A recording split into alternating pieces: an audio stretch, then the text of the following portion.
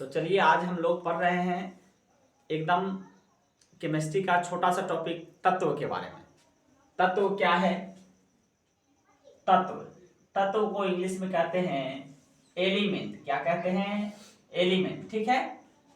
तत्व क्या है?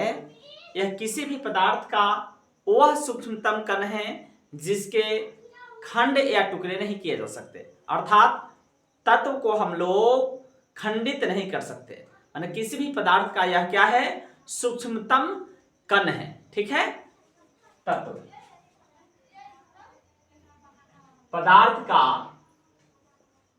पदार्थ का वह टुकड़ा या तत्व वह पदार्थ है,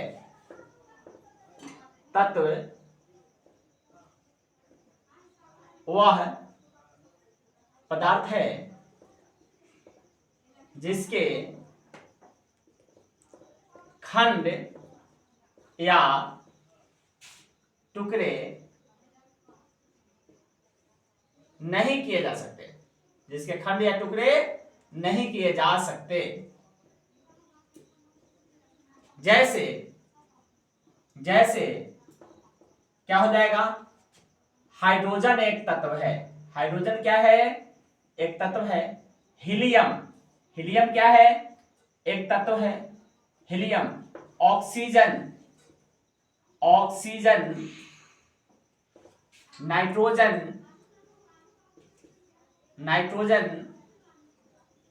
फास्फोरस इत्यादि, ये सभी क्या है? तत्व है। अभी तक जो है कुल ज्ञात तत्वों की संख्या कितनी है? 118। अब तक कुल ज्ञात तत्वों की संख्या जो है कितनी है? 11 है। 118। अभी तक कुल ज्ञात तत्वों की संख्या कितनी है? 118 तत्व हैं। ठीक ना। अब हम लोग इस तत्व के बारे में अलग जो है विशेष जो है हम लोग पीरियोडिक टेबल में पढ़ेंगे। तत्वों के आवर्ती वर्गीकरण में इसके बारे में अलग अलग प्रकार के तत्वों के बारे में, इनके गुण के बारे में पढ़ेंगे। अभी हम लोग केवल शॉर्ट में तत्व का डेफिनेशन और इसके बाद में जो है तत्वों और यौगिकों के बारे में पढ़ेंगे। इसके बारे में डिटेल से हम लोग तत्वों का वर्गीकरण का हम एक वीडियो बनाएंगे, उसमें इसके बारे में हम डिटेल से सभी तत्वों के बारे में अलग से विशेष रूप से बताएंगे। अभी जो है केवल तत्वों का हम संक्षिप्त जो है डेफिनेशन आप लोगों को बता रहे हैं। ठीक है। जैसे अभी जो है अब इसके बाद जो है जब एक से अधिक तत्व आपस में मिल जाते हैं तो उसको हम लोग क्या कहते हैं? यौगिक कहते हैं। ठीक ना। तो इसके बाद जो नंबर आता है यौगिक का। यौगिक क्या है? तो दो या दो से अधिक तत्वों को, दो या दो से अधिक तत्व परस्पर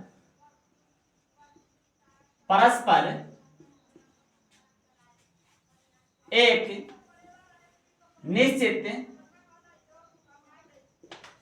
जब दो या दो से अधिक तत्व परस्पर एक निश्चित अनुपात में संयोग करके क्या बनाते हैं? यौगिक बनाते हैं। क्या बनाते हैं? यौगिक बनाते हैं। ठीक है। देखिए यौगिक क्या है? तो दो या दो से अधिक तत्व परस्पर एक निश्चित अनुपात में संयोग करके क्या बनाते हैं? यौगिक बनाते हैं। और जैसे यौगिक में दो या दो से अधिक तत्व परस्पर मिलते हैं और एक निश्चित अनुपात में मिलता है, इसका मतलब हुआ, देखिए इसमें होता क्या है? निश्चित अनुपात में होता है। यही एक मिश्रण होता है, मिश्रण, जिसमें तत्व मिलता है या यौगिक भी के साथ भी मिल सकता है, लेकिन किसी भी अनुपात में मिल जाए तो उसको हम लोग क्या कहेंगे? मिश्रण कहेंगे। तो मिश्रण दो तरह का होता है, समांगी और विषमांगी। वो अगले दिन हम अलग एक मिश्रण का एक अलग वीडियो बनाएंगे। यहाँ पे जो है केवल हम तत्व और यौगिकों के बारे में जो है केवल डेफिनेशन आज हम बता रहे हैं।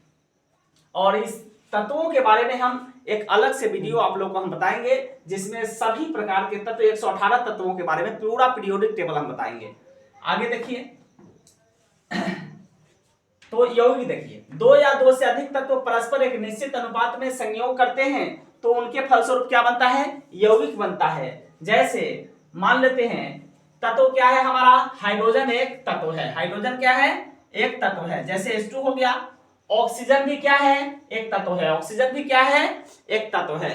तो मान लेते हैं हाइड्रोजन प्लस ऑक्सीजन, ये दोनों अगर परस्पर संयोग करेगा, H2 प्लस क्या है, ये O2, H2 प्लस O2, ये दोनों परस्पर संयोग करेगा एक निश्चित अनुपात, अर्थात हाइड्रोजन का 2 परमाणु है, ऑक्सीजन का भी 2 परमाणु है, दोनों परस्पर संयोग करेगा तो जल का एक अणु बनाएगा। ठीक है, हाइड्रोजन अगर ऑक्सीजन के साथ मिलेगा तो क्या बनाएगा, जल का एक अणु बनेगा। यह जो H2O हुआ सो जल का एक अणु हुआ।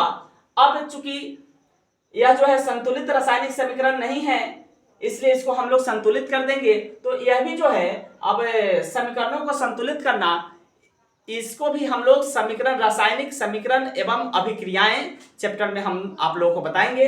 रासायनिक अभिक्रिया एवं रासायनिक समीकरण का भी एक अलग से वीडियो बनाएंगे उस चैप्टर 10th क्लास का, तो उसमें इसको बताएंगे कैसे होता है। जरा शॉर्ट में देख लीजिए, यह जो तीर का निशान है और एरो का जो निशान है, इसके दाईं और बाईं तरफ तत्वों के परमाणुओं की संख्या क्या होनी चाहिए, समान होनी चाहिए। उसको हम लोग क्या कहते हैं, तो संतुलित रासायनिक समीकरण कहते हैं। जैसे देखिए, हाइड्रोजन का 2 परमाणु है, यहाँ जो है ऑक्सीजन के 2 परमाणु हैं, यहाँ ये जो है क्या बन गया, H2O, एक साथ जल बन गया। यह क्या बन गया, तो आपको जल बन गया, यानी ये जल का एक जो है मॉलिक्यूल हुआ। इसको अणु कहेंगे, इसको परमाणु कहेंगे, क्योंकि अणु और परमाणु क्या है, तो उसको भी शॉर्ट में देख लीजिए। अणु क्या है और परमाणु क्या है। परमाणु जिसको एटम हम लोग कहते हैं, परमाणु क्या है, तो किसी तत्व का सूक्ष्मतम कण क्या कहलाता है, किसी तत्व का सूक्ष्मतम कण। जैसे ये तत्व है, तत्व का सूक्ष्मतम कण क्या कहलाएगा, जैसे H2 है ना, तो इसका सूक्ष्मतम कण हाइड्रोजन हुआ। यहाँ H2 में से हाइड्रोजन का 2 परमाणु हो गया, तो यह परमाणु क्या है, हाइड्रोजन का है, यानी तत्व का सूक्ष्मतम कण, यानी हाइड्रोजन क्या होगा, इसका मतलब कि परमाणु कहलाएगा। ठीक है, किसी तत्व का सूक्ष्मतम कण क्या कहलाता है, आपको परमाणु कहलाता है। क्या कहलाता है, परमाणु कहलाता है। परमाणु क्या हुआ, तो किसी तत्व का सूक्ष्मतम कण क्या कहलाता है, परमाणु कहलाता है। अब यहां देखिए, अणु क्या कहलाता है, यह जो है हाइड्रोजन का परमाणु है, ऑक्सीजन का परमाणु है, लेकिन यह क्या है, H2O जल का जो है अणु है। अणु कैसे है, क्योंकि जल क्या है, जल देखिए एक यौगिक है, जल क्या है, एक यौगिक है। क्योंकि 2 या 2 से अधिक तत्व जब आपस में मिल जाते हैं तो क्या बनता है, एक यौगिक का निर्माण होता है। जैसे H2 प्लस O2, ये दोनों आपस में मिल गए तो ये H2O बना लिया, तो ये दोनों तो परमाणु हो गए, लेकिन ये तत्व हो गए, लेकिन ये क्या हो गए, यौगिक हो गए। तो यौगिक का जो सूक्ष्मतम कण होगा, क्या वो जल बना है, तो जल का एक अणु बना है। ठीक ना, जल का एक अणु बना है, इसलिए क्या कहलाएगा, ये अणु कहलाएगा। तो अणु किसका हुआ, ये यौगिक हुआ ना जी, तो यौगिक का सूक्ष्मतम कण अणु क्या हुआ। इसको इंग्लिश में हम कहते हैं मॉलिक्यूल। क्या कहते हैं, मॉलिक्यूल। ठीक है, तो ये क्या कहलाता है, किसी यौगिक का सूक्ष्मतम कण, किसी यौगिक का सूक्ष्मतम कण, किसी यौगिक का सूक्ष्मतम कण अणु कहलाता है। क्या कहलाता है, अणु कहलाता है। किसी यौगिक का सूक्ष्मतम कण, किसी यौगिक का सूक्ष्मतम कण क्या कहलाता है, तो अणु कहलाता है। ठीक है, अब यहाँ पे देख लीजिए कि ये जो समीकरण है ये बैलेंस है या नहीं, यहाँ पे जरूरी है, इसको हम अलग से अलग वीडियो में बताएंगे। देखिए, जैसे हाइड्रोजन का 2, ऑक्सीजन का 2, यहाँ जल का तो एक ही है, लेकिन देखिए H2 2 हो गया, संतुलित कर रहे हैं।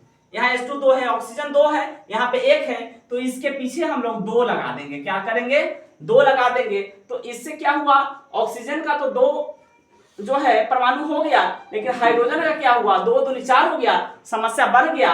तो करेंगे क्या, अब तीर के निशान के बाईं तरफ भी हाइड्रोजन के पीछे हम क्या करेंगे, 2 लगाए, तो 2 दूनी 4 हाइड्रोजन, यहाँ भी 4 हाइड्रोजन, ऑक्सीजन 2, यहाँ भी ऑक्सीजन 2। आशा है आप लोगों को बहुत अच्छा से समझ में आया होगा।